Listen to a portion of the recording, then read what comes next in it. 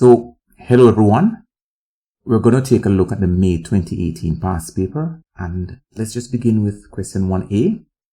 If you notice, it is a simple operations question. What we're going to be doing is the multiplication section first. So let's highlight that section here. So we're going to be doing this part first. So we end up with 73.18 minus, we multiply those two, and we're going to be getting 48.848, and the result is 24.33. And this is the two decimal places. In 1B, let's just look at the order of the operation. So the first operation we will undertake is to do this one. So we'll have 3.1 squared, then we'll divide, and then we'll add. So in that order. So let's just proceed. So that is equal to 9.61 over 6.17. Then we add 1.12. Again, we do this section of the operation first, giving 1.557 plus 1.12. Finally, we end up with 2.677 or 2.68, two decimal places.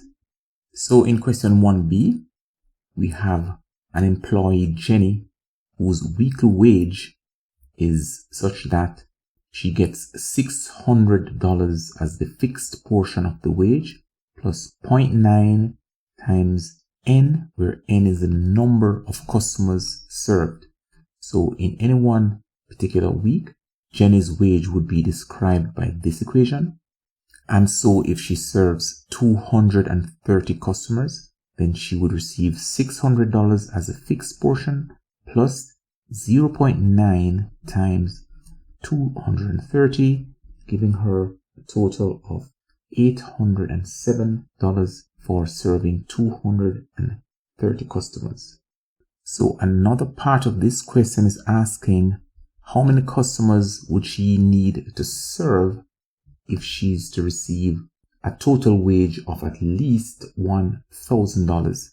So here it is, we would form our equation. We would write that her wage, Wj, where J is representing Jenny, her wage is 600 plus 0.9n, and we need that to be at least equal to $1,000. So we need to calculate n, where n would give us the number of customers that would allow her to receive this wage. So we can write easily that 0.9n would be equal to 1,000 minus 600. Therefore, n is equal to 1,000 minus 600 over 0.9. That works out to be 444.4 customers. Therefore, the minimum number of customers that you would need to serve would be the next whole number rounded up. So that would be 445 customers. So now we introduce a new employee, Shauna, whose wage is given as $270 as a fixed portion and 1.5 times m, where m represents the number of customers. So her total wage would be 270 plus 1.5 m. So if we refer to her as WS, so the weekly wage of Shauna, if you like, would be 270 plus 1.5 m. So part 4 of this question is as follows. In a particular week, both Jenny and Shauna received the same wage. That's condition 1. In one particular week, we're told that both Jenny and Shauna received the same wage. That is, WS is equal to WJ, where that's a weekly wage for Shauna and the weekly wage for Jenny. That's condition number 1. Condition number 2, we're told that they served the same number of customers. So same number of customers, and that implies that n is equal to m. So the question is asking how many customers did they serve. So in this case, n is equal to m. We need to determine what m is. So since both wages are the same, we could write that WS is equal to WJ. So from condition 1, we can write if WS is equal to WJ, then this means that 600 plus 0.9n is equal to 270 plus 1.5m. But since we know that n is equal to m, we can write that 600 plus 0.9n is equal to 270 plus 1.5, and replace m with n. So we can now solve this equation. We take this 270 across, so 600 minus 270 is equal to 1.5n minus 0.9n, giving 330 is equal to 0.6n. Therefore, n is equal to 330 over 0.6, which is equal to 550 customers.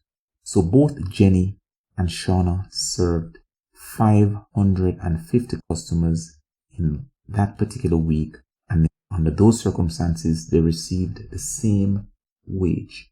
Let's move on to question number 2. So in question number 2, we have a few expressions to factorize. So for the first expression, we have 1 minus 4h squared. So 1 squared minus 2h all squared, which works out to be 1 plus 2h into 1 minus 2h. In part 2 of this question, we have an expression with 4 terms. So let us factorize by grouping. So let us divide this into 2 different groups. So the first group would be this first 2. The second group would be these 2 terms. So let's take a factor of q. So in this case, we have q into p minus q, minus, we take a factor of 3. We have minus 3 into p minus q. So notice that p minus q is common. So we could take p minus q as a factor. We're left with q minus 3. So that is our factorized expression. In part 2b, we're solving this equation for y. So in the first instance, let us multiply both sides of the equation by 2 over 3. So we get 2 over 3 times 3 over 2y. And this would cancel on this side. So y becomes equal to 2 by 12 is 24. 3 times 8, 24. So y is equal to 8. So in this quadratic equation, we need to factorize and solve. So let us factorize this quadratic equation. So we know that a is equal to 2, b is equal to 5, and c is equal to negative 3. So let's use the AC method to factorize this quadratic expression. So a times c would be equal to 2 times negative 3, or negative 6. So we need to find 2 numbers that when we multiply them, they give us negative 6. When we add them, they give us 5. So let us find the factors of negative 6. So first we know that we have negative 1 times 6. And immediately we know that this will give us a value of 5 if we add these 2 numbers. So we need not go any further with this. So we can note that the 2 numbers are negative 1 and plus 6.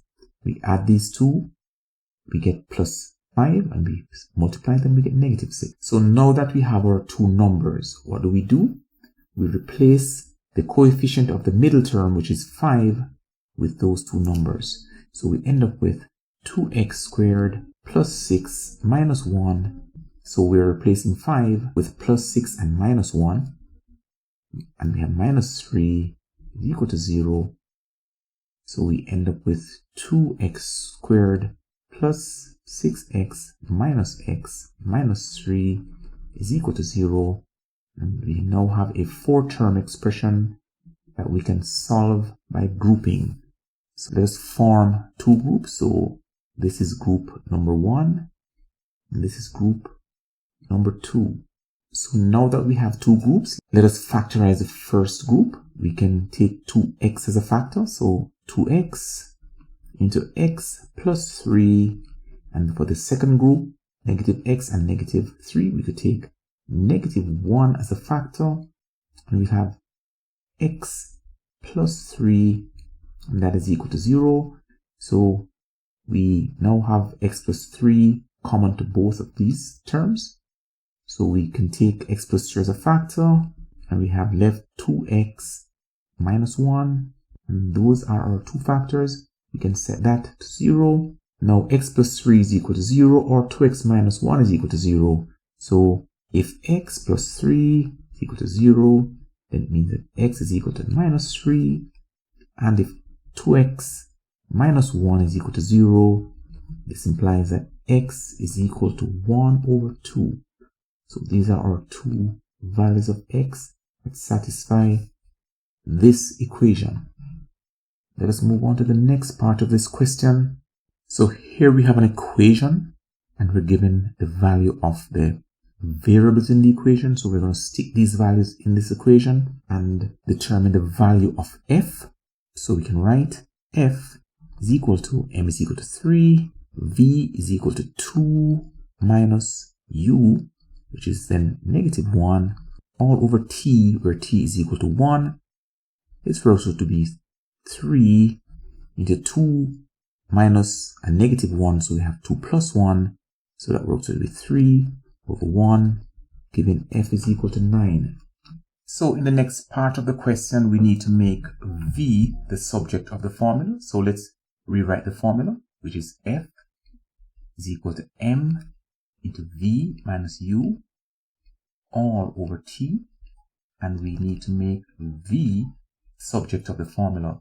So in the first instance, let us multiply both sides by t. So we have ft is equal to m into v minus u. Now we simply divide both sides by m, and we have ft over m is equal to v minus u. And finally, we add u to both sides, giving ft over m plus u is equal to v. This is our solution. Okay, so for question 3a, we need to construct a triangle LMN such that LM is equal to 12 cm and one angle is 30 degrees and the other angle is 90 degrees.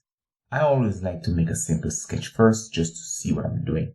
So I always start with a straight line. So this is my straight line LM. Then I'll have L, M, and the distance between LM is 12 cm. And then I need to construct my 30 degree at MLN. So it's going to be here. It's going to be 30 degrees. And then I need to construct a 90 degrees at M. So my 90 degree will be here. And these two will meet. And this will be essentially what my triangle will look like. So with that as a background, let's clear the board and get right to it. Okay, so here's my straight line. So let's take our ruler. And we will identify 12 centimeters. So let's identify 12 centimeters here.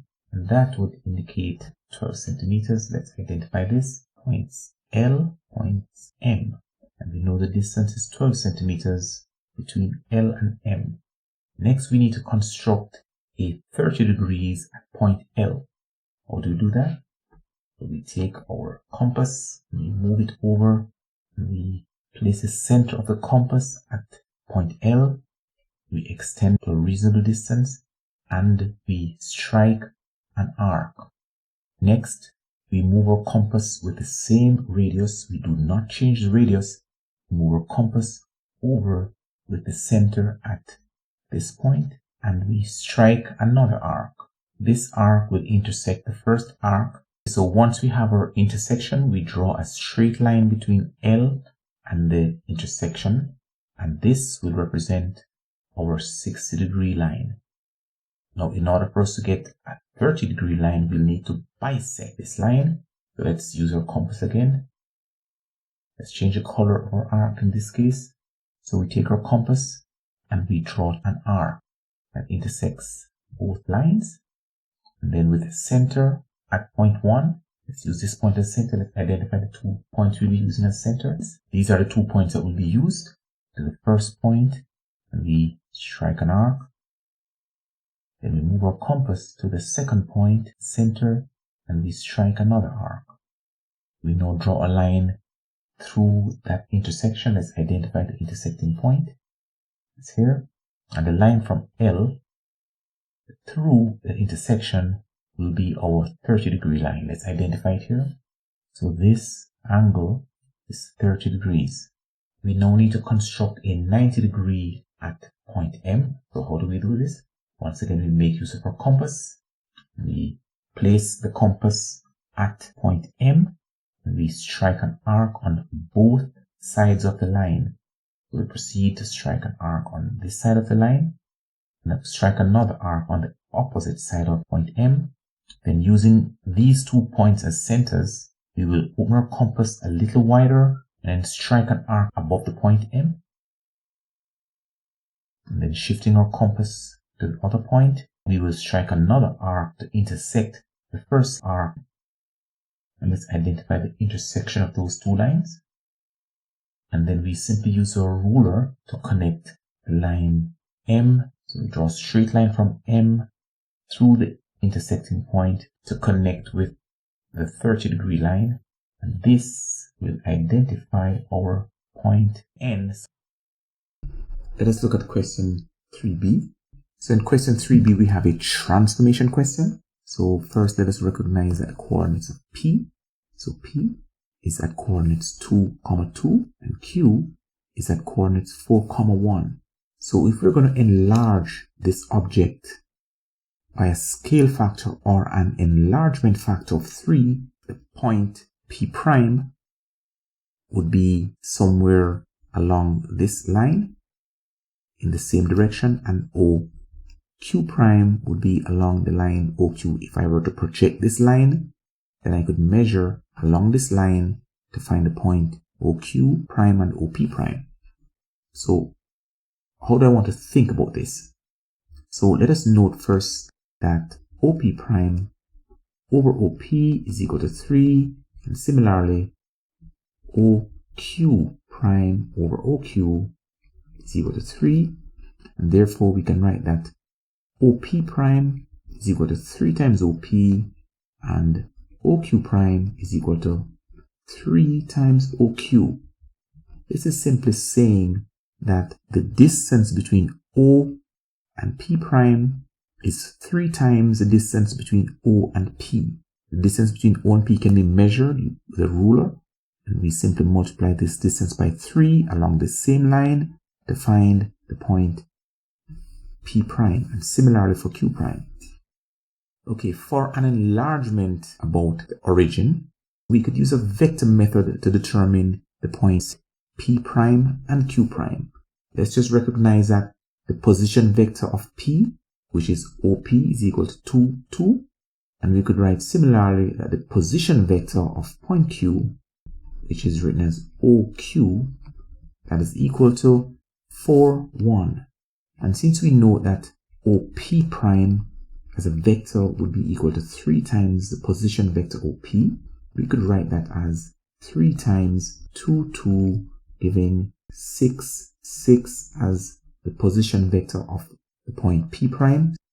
So we could identify the coordinates of P prime as 6, 6, which would be here. Similarly, to find the position vector of Q prime, we note that would be 3 times the position vector of Q, which would be 3 times 4, 1, or 12, 3. So the coordinates of Q prime would be 12, 3. Let's identify that on our graph. So our points Q prime and P prime have been identified. We simply need to connect both with a straight line. So we can now complete the image triangle by joining P prime and Q prime. So this represents our image triangle after an enlargement by a scale factor of 3 about the center. So the next part of the question is asking us to reflect the triangle OPQ in the line y is equal to 0. Well, all you need to recognize at this point is that y is equal to 0 is the x-axis. So our mirror line is actually on the x-axis. So let's draw our mirror line. So that is our mirror line. And we now need to reflect the triangle OPQ in the mirror line. So let's do that now.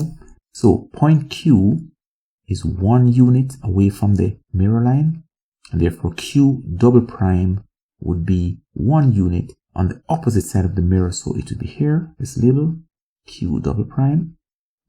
Similarly, point P is 2 units from the mirror line.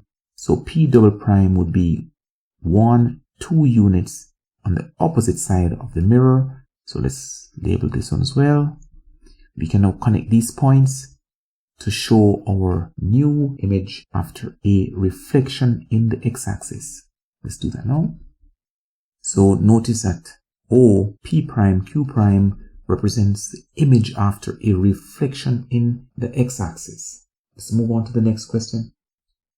In question 4a, we are given a function and we're told that the domain of the function, which is called a, is restricted to values 1, 2, and 3. That is all it means. It means the value x can only take on values of either 1, 2, or 3. And this is described as the domain of the function. So when x is equal to 1, we can determine the value of the function when x is equal to 2 and when x is equal to 3. So in the first instance, we are asked to determine what is the value of f1. So f1 is the value of the function when x is equal to 1. So let's just write f1 is equal to 1 over 2 times 1 minus 3. That would give negative 2.5. Part 2 is asking us to find the value of x when the function is equal to negative 2. So if f of x is equal to negative 2, then negative 2 is equal to half x minus 3, and we can solve for x. So when the function is equal to negative 2, x is equal to, and we take negative 3 across on this side, so we'll have 3 minus 2, it will be equal to half x. Therefore, 1 is equal to half x. Therefore, x is equal to 2. So x is equal to 2 when f of x is equal to negative 2. So we can quickly go ahead to complete this table. When x is equal to 3, we could write the function when x is equal to 3 is equal to f of 3. That is equal to half of 3 minus 3, or 3 over 2 minus 3, which is equal to negative 1.5. So we could write that in. So for this domain, we have 3 ordered pairs: 1 and negative 2.5, 2 and negative 2, and 3 and negative 1.5. Let's write. So the first pair is 1, negative 2.5. For the second pair, it's 2, negative 2. And the last pair is 3, negative 1.5. So these are our 3 ordered pairs. The next part of this question is asking us to show why f of x cannot be equal to 5. So let us insert 5 into the equation f of x and see our values. So if f of x is equal to 5, we can write that 5 then would be equal to a half of x minus 3, and we solve for x. So in this case, we would have 5 plus 3 is equal to half of x, and that is 8 is equal to half of x, or x over 2. Therefore, x would be equal to 16. Now, you notice that 16 is not in the domain of f, and therefore f of x cannot be equal to 5. Let's move on to the next question. In part B of this question, we are asked to solve an inequality. So let us first solve this part of the inequality, which is 3x minus 1 is less than 11. So we could add 1 to both sides, and we'll get 3x is less than 11 plus 1, which is the same as 3x is less than 12, or x is less than 12 over 3, giving x is less than 4. For the second part of that inequality, we have 2x is less than or equal to 3x minus 1. So let's add 1 to both sides, and we have 2 plus 1 is less than or equal to 3x. Therefore, 3 is less than or equal to 3x, giving 3 over 3 is less than or equal to x, or 1 is less than or equal to x. So if we now observe the inequality, which is 2 is less than or equal to 3x minus 1, which is less than 11, we will note that this inequality is similar to those 2 inequalities we solved earlier, in which event the solution would be 1 is less than or equal to x, which is less than 4. We could represent this on our number line. 1 is less than or equal to x, but that is less than 4. So at 4 we have a hole or a circle, and at 1 we have a point, And our range of values then is between 1 and 4. In question 5a, we are shown a group of students who were asked to name their favorite sport. And here we have cricket as 94 degrees, tennis as 45 degrees, and football as x degrees. So we're to determine the value of x. So in the first instance, we can note that x must be equal to 360 degrees minus 94 plus 45. This works out to be x is equal to 221 degrees. Part 2, we're asked to determine the percentage of students who like cricket. So that would be percentage of students who like cricket would be equal to 94 degrees over 360 degrees. And that would be 26.1%. Now in part 4, we're told that 40 students chose tennis. So if 40 students chose tennis, what is the total number of students? So let total number of students be equal to n. So if total number of students is equal to n, then n over 360 degrees is equal to 40 over 45 degrees, which is the number of students who chose tennis, giving n is equal to 360 times 40 over 45. That is equal to 320 students. Moving on to the next question. So in question 5b, we're given a frequency polygon, and what we're shown here is on the y-axis, we're shown the number of matches played, and on the x-axis, we're shown the number of goals scored. So here we're given a frequency table, and we are shown the details for this frequency polygon. So in the first instance, we have in 5 matches, there were 0 goals scored. 7 matches, we only had 1 scored. So we need to determine exactly how many matches we had where we only had 2. So we could look to see the number of goals scored here. And we can read immediately that in 3 matches, we had 2 goals scored. Similarly for 3 goals, 4 goals. In the case where we have 5 goals scored, we can read that we had only 2 matches that produced that result. And finally, we had only 1 match that resulted in 6 goals being scored. So in the first instance, we're asked to determine let's write the modal number of goals scored. So let's write the modal number of goals scored.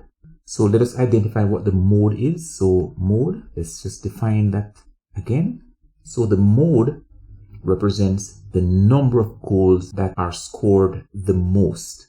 This means the number of goals with the highest frequency. So let's just write, it is the number of goals with the highest frequency. And in this case, we can observe that the highest frequency is actually 7. Therefore, the modal number of goals is equal to 1. That is the first part of the question. So in part 2, we are asked to find the median number of goals scored. So let us just identify that the median number of goals is the number of goals scored at the median position. So what is the median position? Well, the median position refers to the midpoint of the number of matches. So how do we find the midpoint? So one way you can think about this is we have matches starting from 1 all the way up to a total of 25 matches, and therefore the midpoint is actually the halfway point between 1 and 25, and that is what we refer to as the median position. So let's just write this would be the median position, which is also referred to as the midpoint, and we know that to be equal to 25 plus 1 divided by 2. So we could write as 25 plus 1 all over 2, which is equal to 13. So the number of goals scored in the 13th match is the median number of goals. So if we look on our frequency table, we can see that in the first 5 matches, we had 0 goals scored. In the next 7 matches, which would be up to match number 12, we had 1 goal scored, and matches between 13 and 15, which would be here, we have a total of 2 goals scored. So 2 goals were scored in the 13th, 14th, and 15th match. So matches number 13, 14, and 15 all scored 2 goals. And we are interested in the number of goals scored in the 13th match. Therefore, that works out to be equal to 2 goals. So therefore, median is equal to 2. Finally, we need to show the mean number of goals or the average number of goals. So let's write mean number of goals, and that is equal to the total number of goals scored all over total number of matches. So to find the total number of goals scored, we know that in the first 5 matches, we had 0 goals scored. In the next 7 matches, we had 1 goal scored, and so on. So we can write that the total number of goals scored is 5 times 0. That's the first 5 matches had 0 goals, plus 7 times 1, plus 3 times 2, plus 3 times 3, plus 4 times 4, plus 2 times 5, and finally, plus 1 times 6. And that works out to be 54 goals were scored in total. So we could write total goals is equal to 54. And if we divide that by the total matches, which we know to be 25, so 54 over 25 would be equal to the mean, and that is equal to 2.16. Let's move on to the next question. And here we have a diagram which shows the cross section of a circular metal disc. So this is a metal disc, and there is a square hole in the center. 6 by 6, of course, is square. It's a square hole. The radius of this disc is 21 millimeters. So from the center of the disc to the edge or to the circumference would be 21 millimeters. So for question 1, we are asked to determine the circumference of this disc, where the circumference is equal to 2 pi r. So let's write circumference, which is equal to 2 times pi. We'll take that as 22 over 7 times the radius, which is 21. That works out to be 132 millimeters. So now we need to determine the area of this disc, and we need to give that in millimeters squared. So we know that the area of the metal disc is area is equal to area of the circle minus the area of the square. So the area of the circle is pi r squared minus area of the square, which is 6 squared. So pi taken again as 22 over 7 times the radius squared, which is 21 squared, minus 6 squared, which is 36. That works out to be 1350 millimeters squared.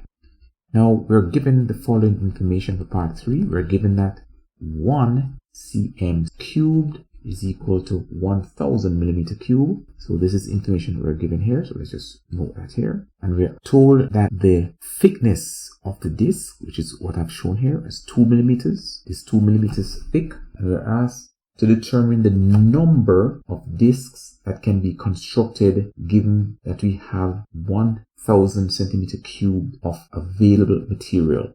So let's just note, available material is 1000 cm cubed. So number of discs that we can actually construct from 1000 cm cube would be equal to 1000 cm cube over volume of disc. So let us determine the volume of one disc. So let's write volume of one disc is equal to area multiplied by thickness. That's right. So that's equal to 1350 times 2. That works out to be 2700 millimeter cubed. But since 1000 millimeter cubed is equal to 1 centimeter cube, then we know that volume of disc is equal to 2700 over 1000, and that is equal to 2.7 centimeter cubed. Therefore, number of discs is equal to material available, which is 1000 cm cubed, over the volume of one disc, which is 2.7. That works out to be 370 discs that can be made from this material that is available. Let's move on to question 6b. Okay, so in question 6b, we're given a globe and we're told that 40,000 kilometers is represented by 160 centimeters. That is the scale being used.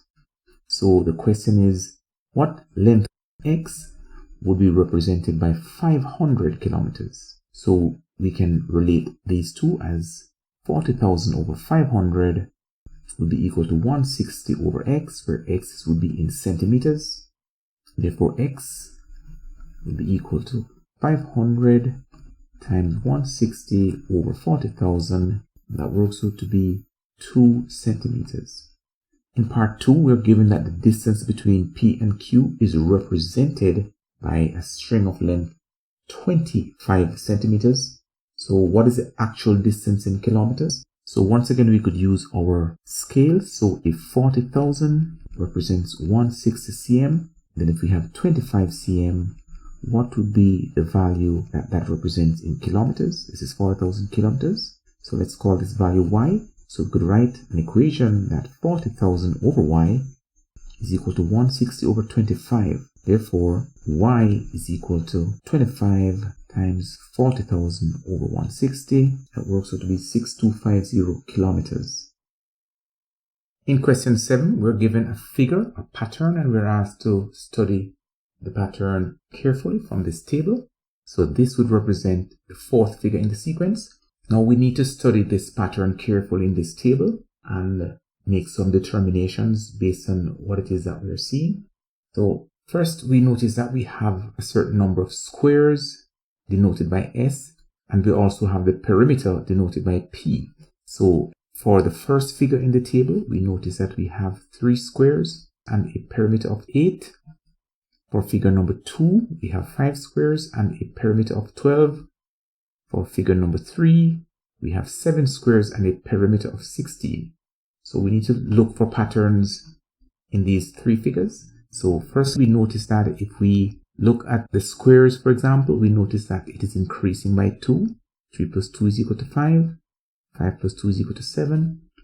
So we notice that if the increase is uniform, which it is, we can note that the formula relating squares and the figure number n is 2 multiplied by n plus some constant. So we could write that squares is equal to 2 times n plus some unknown. This could be positive or negative. So we could write 3 is equal to 2n plus k, where n is equal to 1. So we could write 3 is equal to 2 times 1 plus k. Therefore, k is equal to 1. Here it is suggesting that squares S is equal to 2n plus 1. And therefore, if this formula holds, then we can check it for accuracy. So when n is equal to 3, then 2 times 3 plus 1 is 7. So we know that the formula is actually holding. So the pattern is suggesting a formula for squares is equal to 2n plus 1. Similarly, for the perimeter, we notice that we have 8 plus 4 is equal to 12. 12 plus 4 is equal to 16. That increase is also uniform, and therefore we can write that perimeter is equal to 4, which is the rate of increase. 4 times n plus some constant. And in this case, we can say 4 times n when n is equal to 1. We have perimeter is equal to 8. So we have 8 is equal to 4 times 1 plus k. Therefore, k is equal to 4. So we can generalize by writing that P, the perimeter, is equal to 4n plus 4. So these are the 2 formulas that we have discovered just based on the pattern. So for the 4th figure, we notice that it's increasing by 2. So we'd expect this to be 9. And this is increasing by 4. So we'd expect this to be 20. Now when n is equal to 21, we need to determine how many squares there will be. So we'll have 2 times 21 plus 1, and that is equal to 42 plus 1, or 43. And this is equal to 4 times 21 plus 4, which is equal to 84 plus 4 is 88. So we could also put our formula here. So we could write 2n plus 1 and 4n plus 4 are the formulas denoting squares and perimeter based on the figure n. Part C of this question is as follows. We are to determine the relationship between S and P. So we now need to look for a relationship between S and P. So let's write S we know to be equal to 2n plus 1, and we know that P is equal to 4n plus 4. Is there a relationship between these two? Let's call this equation 1 and this is equation 2. Is there a relationship between equations 1 and 2? Well, let us transpose equation 1 for n. So if S is equal to 2n plus 1, then it implies that S minus 1 is equal to 2n Therefore, s minus 1 all over 2 is equal to n. Let's call this equation 3. Now, if we substitute equation 3 into equation 2, so let's write substitute 3 into 2, that gives p is equal to 4 times n, which is s minus 1 over 2, plus 4. So we can expand and simplify. That will give 2 into s minus 1 plus 4. Expanding, we have 2s minus 2 plus 4, which is actually equal to 2s plus 2. So that's our relationship between p and s. P is equal to 2s plus 2. Let's move on to the next question. Okay, so in this question we're given a graph and we're given the function for that graph in the form of y is equal to 3x plus 1 over x. And we're given a table and asked to fill in the blank spaces in the table. So based on this equation, when x is equal to 0.1, y would be equal to 10.3. When x is equal to 0.2, y is equal to 5.6. So let us determine the value of y when x is equal to 0.5. So we can write y is equal to 3, x is equal to 0.5. So we write 0.5 plus 1 over 0.5. So 3 times a half is 1.5 plus 1 divided by half is 2. So y is equal to 3.5. So let's just stick that in. We're also asked to determine the value of y when x is equal to 2. So let's write y when x is equal to 2 is equal to 3 times 2 plus 1 over 2, which is equal to 6 plus a half, or 6.5. So let's put that value in as well. And then we're now to proceed to draw the points on this graph and plot the curve.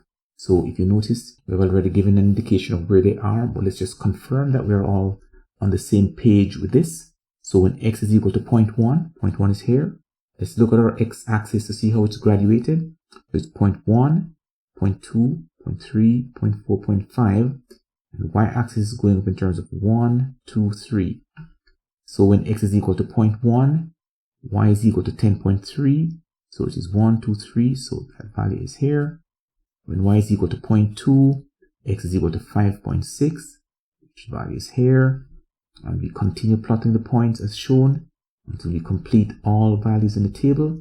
And then we proceed to draw the best fit curve that we can through these different points. And this would represent our function y is equal to 3x plus 1 over x.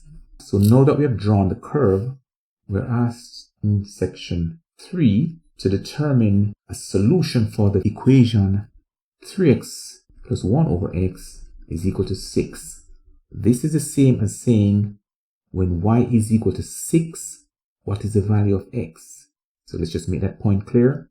This is the equation for y, 3x plus 1 over x. So when this value is equal to 6, it means y is equal to 6. So we can use our curve to determine the two values of x, which we note will occur. So what we do here is we note that at y equals 6, we draw a straight line. So this is the value y is equal to 6, and the values of x which correspond to y is equal to 6, we have two values. We have one at this point and we have one at this point. So at this point we note that x is approximately 0.18, and at this point we note that the value of x is approximately 1.8. So when y is equal to 6, x has two values. They are either 1.8 or 0.18. Let's move on to the next question. So in question 8b, we are shown the speed time graph of a car and the information for the car during the first 60 seconds of its journey. So the car has two distinct phases. Between 0 and the first 40 seconds, it is accelerating uniformly in stage A. And then between 40 seconds and 60 seconds, the acceleration changes and it accelerates uniformly during stage B. So we're asked to determine the acceleration in stage B. So this is stage B. So we need to know the acceleration, and we know the acceleration is equal to the final velocity or the final speed minus the initial speed over the time taken to do that speed change. So we know that the final speed, and let's write, the final speed is 40 meters per second. This is the final speed. It started accelerating when it was at 15. So the final speed we could write as 40 minus the initial speed, which is 15. And the time taken is between 40 and 60 or 20 seconds. So let's rewrite here that it is equal to 40 minus 15 all over 20. That works out to be 1.25 meters per second squared. So the acceleration in stage B is equal to 1.25 meters per second squared.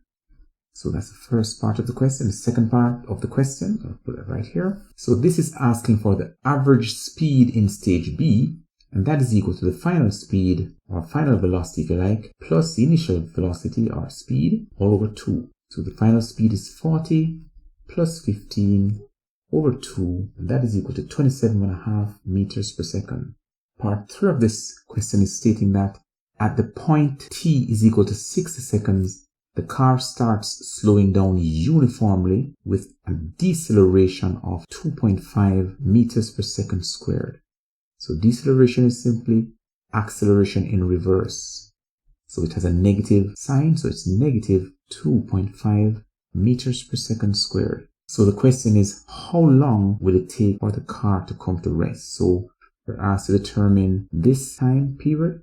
We'll just call this as t. So we now need to determine the value t. So we note that deceleration is equal to final speed minus initial speed all over the time taken. So we could substitute values for these. We know that the final speed is equal to 0 meters per second because the car comes to rest. It's at 0. Its initial speed is where it was at time t equals 60 seconds, which is 40 meters per second. At this point, the initial speed is 40, so we could write 40 here, meters per second.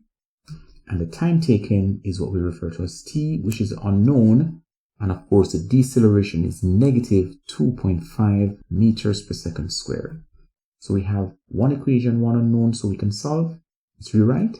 This means that we have negative 2.5 is equal to 0 minus 40 all over t. Therefore, we can write that t is equal to 0 minus 40 all over negative 2.5, which is equal to minus 40 over negative 2.5. That is equal to 16 seconds. So time t here is equal to 16 seconds. So 60 plus 16, so the car would come to rest after a total of 76 seconds. Okay, so for question 9a, we're shown a bearings question. Here we have 3 points, and let me label them. This is point F, this is point B, and this is point G. So we're given angles shown. That angle BFG, that's BFG, is 103 degrees. We're given the bearing of F from B, which is this bearing. That's 42 degrees. And we're given two distances. FB is 32 kilometers and FG is 55 kilometers. So we are to determine the bearing B from F. So if it's B from F, it means that we are at F and we're heading towards B. So the bearing at F heading towards B is identified as shown by this line. It's all the way from north, all the way around until I hit the line between F and B. So that's my bearing. So how do I find this bearing? Well, if you imagine that I project this line from B vertical upwards from north, and then I project this line at F outwards until they meet at right angles, then this would represent a right angle triangle. Let's just call this some random point P, if you like. Then BPF would be a right angle triangle. And if that's the case, then this angle would be the complement of this angle, which means both would add to 90 degrees. Therefore, we could write that the angle, let's call this angle X. So we can write angle X is equal to 90 degrees minus 42, which is equal to 48 degrees. And therefore, if angle X is equal to 48 degrees, Then note that this angle all the way from north is 270 degrees, and therefore we can write that the bearing B from F will be equal to 270 degrees minus angle X, which is 270 minus 48, or 222 degrees. Part 2 of the question is asking us to apply a bit of trigonometry to determine the length or the distance between B and G. Now notice that we have this side, we know that side, we know this other side, and we know this included angle. So we know immediately we should apply the cosine rule in order to get the length of this side. So first let's state what it is that we want to find. We need to find the length BG, which we are going to call small f. Therefore, f squared using the cosine rule is equal to 32 squared plus 55 squared minus 2 times 32 times 55 times the cosine of the angle f. We know the angle f is 103 degrees. So we have 32 squared plus 55 squared minus 2 times 32 times 55 times the cosine of 103 degrees. And this gives f squared is equal to 4840.83, which means that f is equal to the square root of this one, and that is equal to 69.58 to 2 decimal places. Okay, so part 4 of the question is asking us to find the bearing G from B. So let us identify that bearing. So if we are finding the bearing G from B, it means we are at B and we're going towards G. So we're at B, so we're going to move from north in a clockwise direction until we hit the line going from B to G. And that line would represent our bearing or the angle. So in order to find this angle, we need to note that it is equal to 42 degrees plus this angle at B. So let's just identify this as angle at B here. This is the angle B we're trying to find, this angle. So we can make use of our sine rule that B over the sine of B is equal to F over the sine of F, where B is equal to 55 kilometers over sine B, which is what we're trying to find. And F we found earlier is 69.58 over the sine of F, which is the sine of 103 degrees. So we have one equation and the only unknown is sine B. So we could transpose for sine B. So we have sine of B is equal to 55 times sine of 103 over 69.5, which gives sine B as being equal to 0.77024. Therefore, B, the angle, is the inverse sine of this number, 0.77024. You stick that in your calculator and you will get an angle of 50.48 degrees. So we could stick that in here, that B is equal to 50.48 degrees. Therefore, we add these two to get the bearing G from B. So we add that bearing G from B is equal to 42 degrees plus 50.48, giving an angle of 92.4 degrees, or 92 degrees to the nearest degree. So let's move on to the next question. So here we're given a problem in circle geometry, and we're asked to find a few angles. The first angle we need to find is angle ABC. So let's identify ABC. So ABC would be this angle. Let's call it this angle X. Now we note immediately that angle ACB is equal to 90 degrees, which is this angle that's identified. So we could write that angle ACB is equal to 90 degrees because that angle subtends from the diameter of the circle. AOB is the diameter. Therefore, any angle subtended from the diameter at the circumference is equal to 90 degrees, also referred to as angles in a semicircle. So let's write ABC is equal to 90 degrees because angles in a semicircle is equal to 90 degrees. And therefore, angle X, which is the angle we're trying to find, ABC, is equal to 90 degrees minus 58 degrees. That is equal to 32 degrees. So this is the first angle. Let's write it down. So that's equal to 32 degrees. Next, we need to find the angle CMB. Let's identify that angle now. So the angle CMB, which is this angle, let's call it Y. So we note that angle A plus angle Y add to 180 because ACMB is a cyclic quadrilateral. So let's just write ACMB is a cyclic quadrilateral. Therefore, angle A plus angle Y add to 180 degrees. Therefore, Y is equal to 180 degrees minus angle A, which is 58 degrees. That is equal to 122 degrees. So let's just write that in. Next, we're asked to find in part 3. Third angle we need to find is NCM. Let's just identify NCM. This is our angle NCM, which is this angle here. Let's call this angle Z. We also are told that this angle is 90 degrees. So let's identify this 90 degree here. So we let NCM be equal to Z. This is just for convenience. Okay, so let us identify one more angle in this triangle. So let's identify this angle as P. So for triangle NCM, we have Z plus P is equal to 90 degrees. And we note that P is equal to 180 degrees minus 122 degrees because these are angles on a straight line. So that's right. Because of angles on a straight line, therefore P is equal to 58 degrees. And since we note that Z plus P is equal to 90 degrees, then Z is equal to 90 degrees minus P, which is 90 degrees minus 58 degrees, giving Z is equal to 32 degrees. So we can attach this angle here. Z is equal to 32 degrees. So in question 10a, a matrix question, we're shown a matrix T. So T is a transformation matrix.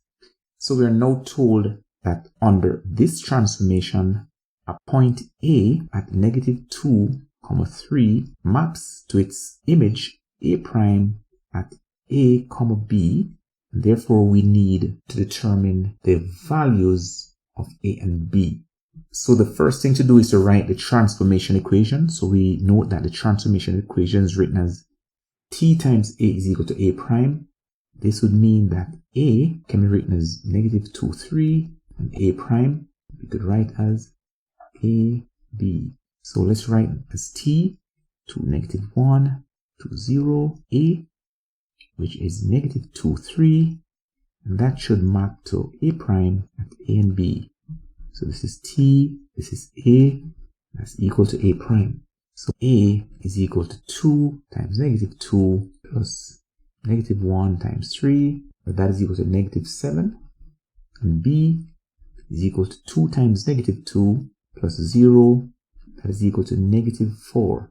So part 2 of this question is to determine the transformation matrix that reverses this operation. So we need the transformation matrix that maps A prime back onto A. So in essence, what we had is A being transformed by a matrix T, giving us a matrix A prime. Now we need to reverse this operation to get our original matrix A, which tells us that the matrix that will reverse this operation is actually the matrix T to the minus 1, or the inverse of the matrix T. So the transformation matrix that maps A prime back onto A is actually the inverse of the matrix T. So let's just find the inverse of T. So we're given that T is equal to 2, negative 1, 2, 0. Therefore, T inverse is equal to the adjoint of T over the determinant of T, where the adjoint of T, let's just abbreviate as ADJ, is equal to reverse these two diagonal elements. So we have 0 here, 2 here, and then we change the sign of these two. So that's going to be 1, negative 2 over the determinant, where the determinant is 2 times 0 minus 2 times minus 1. So it's 2 times 0. We subtract 2 times negative 1. That is equal to 2. Therefore, T to the minus 1 is equal to the adjoint, which is 0, 1, negative 2, and 2 over the determinant 2, or we could write as a half of 0, 1, negative 2, and 2. So for part 3 of this question, we were given another matrix P, and we're asked to find a single 2 by 2 matrix that represents the combined transformation of T followed by P. So we need a matrix which is a combination of T and P, where it's T followed by P. So this means T is the first transformation and P is the second transformation. So we have a combined transformation where T happens first, then P. So if, for example, we had an object A, we transform that object A first by T, the transformation would be T times A. This would be our first transformation. So if we were to transform again, then you'd have P times T. A is the second transformation. And therefore, the combined transformation would then be P, T, A, where this matrix represents the combined transformation of T followed by P. This would give P times T, 0, 1, 1, negative 2, multiplied by the matrix T, which is 2, negative 1, 2, 0. So we multiply these two matrices to give the combined matrix PT, which works out to be 2, 0, negative 2, negative 1. This is the matrix PT, or T followed by P.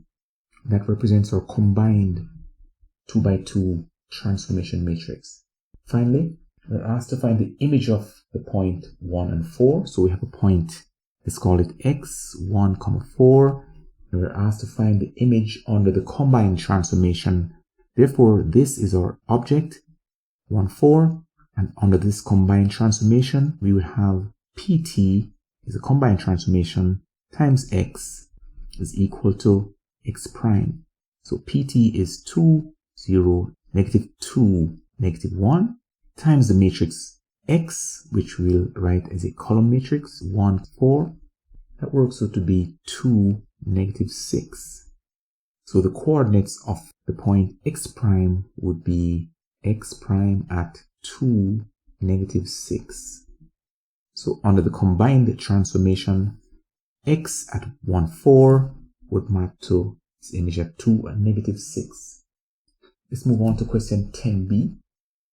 Okay, so in question 10b, we're shown a quadrilateral and we're told that AB is equal to M. So we're told that vector AB is equal to M. The vector DC is equal to 3M.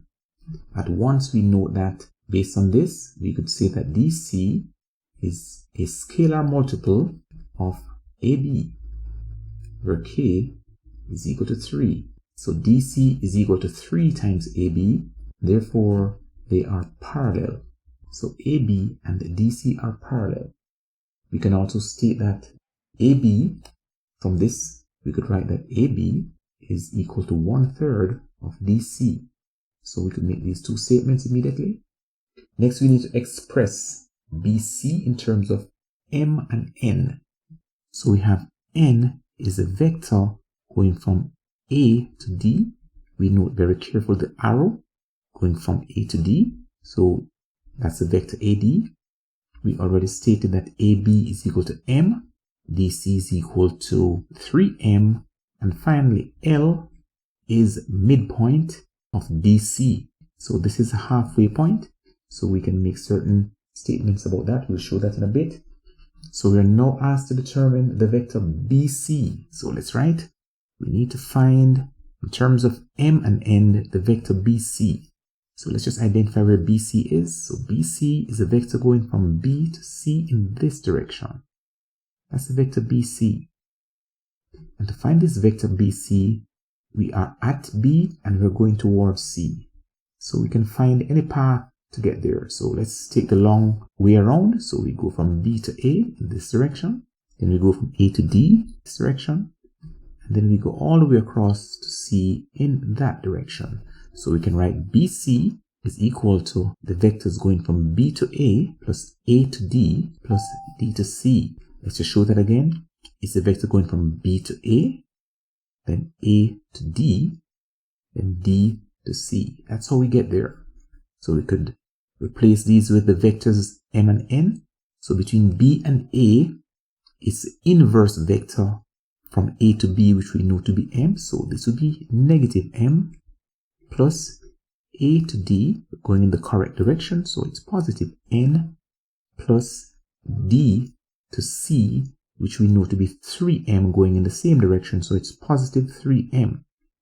So this means that BC works out to be 3M minus M plus N, which is this 2M plus N. So that's the vector BC. So let's just make that point. This is the vector BC. It's the first vector we're asked to find.